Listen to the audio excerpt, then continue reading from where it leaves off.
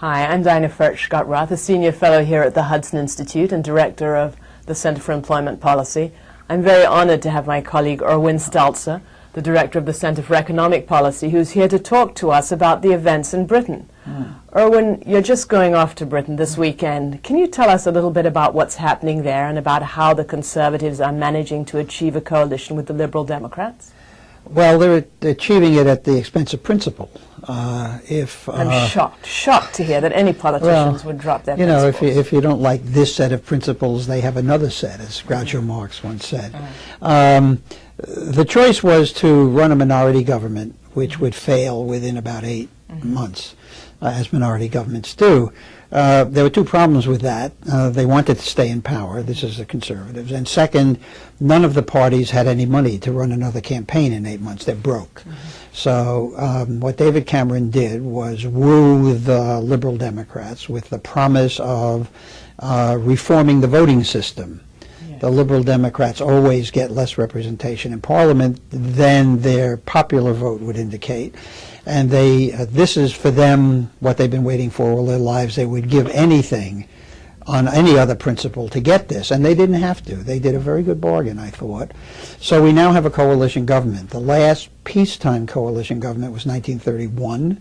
Of course, there was one during World War II.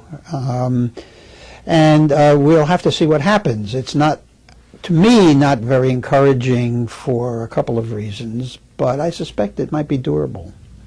So do you think the Tories are actually going to give in to the request for proportional representation from the Liberal Democrats? Well, what they're going to do is they've given in to the request that there be a referendum on it.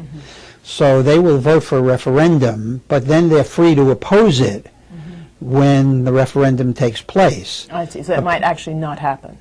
It might actually not happen. The polls are now showing that about 54% of the electorate is for what they call election reform. It's very hard to be against reform. Yes. What will happen when the campaign starts and they start to realize that this would permanently put the Liberal Democrats in position to be kingmaker forever, or as close to forever as we can guess, which would mean, since they are at the grassroots level far to the left of the Labour Party, would mean, I think, a permanent leftward lurch in British politics. Now, are the Conservatives going to manage to cut taxes and cut spending the way Republicans want to do here if they were to get elected in November? Well, there's the rhetoric and there's the reality. The reality is they've agreed to cut, there's a budget deficit of about 170 billion pounds. They've agreed to cut £6.5 billion, which they're going to do by efficiency savings. Now, if you've ever met a realized efficiency saving, you should tell me about it. We try that here. Right, it doesn't work. They don't materialize here. And what they'll do is they'll find some perhaps increase. They're more civilized in Britain. They can materialize their efficiency savings. Yeah, not likely, not likely. And I think what they'll do is they'll do it from next year's base or something like that. Anyhow, they already had to give back 500 million pounds of that because the Lib Dems insisted on a new program to train underperforming kids underperforming in school. So the tension is already being felt. So that, that was a decision essentially to bail out the Atlantic Ocean with a teaspoon. I mean, that's basically what it is. We'll get a budget in about now 40 days, and they're now talking about, well, the real thing is long-run savings.